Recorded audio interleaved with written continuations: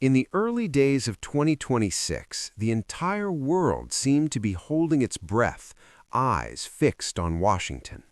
From the White House, President Donald Trump, with his familiar assertive style, continued to send hardline messages, wielding the tariff club to pressure America's European allies. The figures 10%, 15%, and 25% repeatedly flashed across major news networks like the tense soundtrack of a new era of economic confrontation. Washington announced a list of trade sanctions targeting 8 European countries, from Denmark and Germany to France, rooted in disputes over trade, technology, and even geopolitical issues such as Greenland. On the surface, the United States appeared to be in a position of dominance, setting the rules and forcing Europe into a defensive stance. Many observers believed this marked the peak of a conflict in which Europe would struggle to resist. But this was merely the tip of the iceberg. Beneath the surface lay a far more dangerous undercurrent, a quiet uprising of creditors gradually taking shape. Europe, Japan, and major economies within the BRICS bloc hold in their hands a true financial nuclear weapon. It requires no gunpowder or missiles, yet its destructive power could shake the entire global economic system. That weapon is the staggering sum of more than $8 trillion in U.S. financial assets held by European investors. Imagine what would happen if tomorrow Europe decided to significantly reduce or withdraw its capital from Wall Street.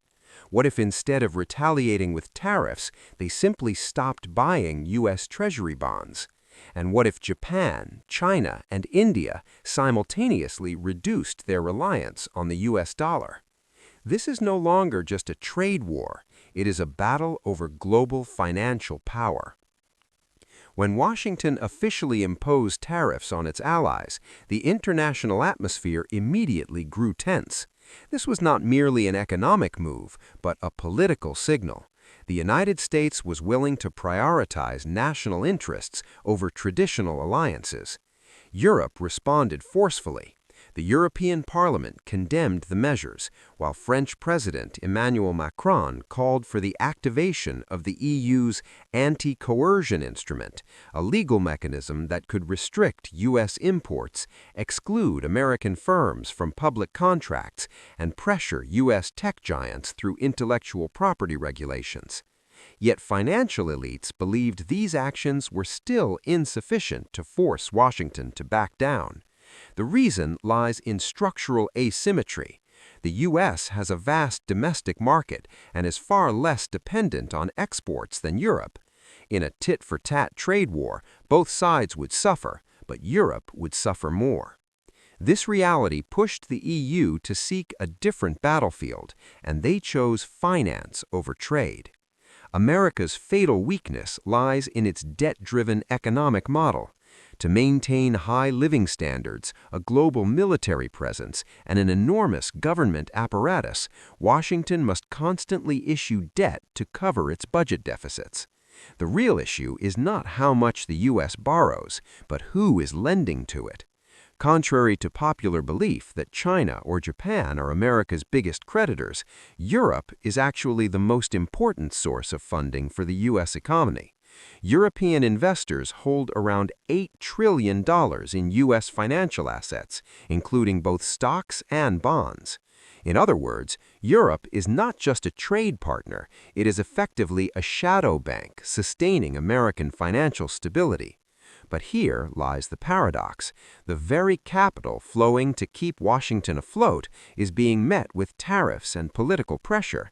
This has led many European leaders to question whether they should continue financing an economy that is actively undermining their strategic interests. Since last summer, several major Danish pension funds have quietly reduced their dollar-denominated assets, selling U.S. stocks and bonds to redirect capital back to Europe. In financial circles, this trend is chillingly referred to as selling America. If this movement spreads across the EU, the consequences could be severe. If Europe stops buying or significantly reduces purchases of U.S. Treasuries, the bond market would lose its most critical pillar of support. Bond prices would fall, yields would rise, and interest rates on mortgages, credit, and everyday living expenses in the U.S. would surge. This is a silent strike, no declaration of war, just the withdrawal of funding, allowing America's debt to erode its own stability. However, the EU also knows that a shock to Wall Street would inevitably hit Frankfurt and Paris as well. So, for now, Europe holds its assets as a strategic lever rather than pulling the trigger. Meanwhile, across the Pacific, Japan faces an even harsher dilemma. For decades, Tokyo was considered Washington's most loyal financial steward, quietly purchasing U.S. Treasuries in exchange for security guarantees under the American defense umbrella. But loyalty cannot save an economy in crisis. When the U.S. Federal Reserve rapidly raised interest rates to fight inflation, the dollar soared, crushing the Japanese yen, which at one point reached 160 yen per dollar. For a country heavily dependent on energy and food imports, a 30 to 40% depreciation of the yen was not just a financial issue, but a living cost catastrophe. Gas, electricity, and food prices skyrocketed, while wages stagnated. The Bank of Japan found itself trapped. Raising interest rates to defend the yen risked detonating a public debt bomb equal to 260% of GDP, while continuing monetary easing would further weaken the currency. Ultimately, Tokyo made a painful choice, selling U.S. Treasuries to obtain dollars and intervene in currency markets. This triggered a dangerous ripple effect. As the yen stabilized, global investors had to sell U.S. assets to repay yen-denominated loans, reversing capital flows from west to east. While Washington remained preoccupied with tariffs, China and India pursued a different strategy: gradual escape from the dollar system.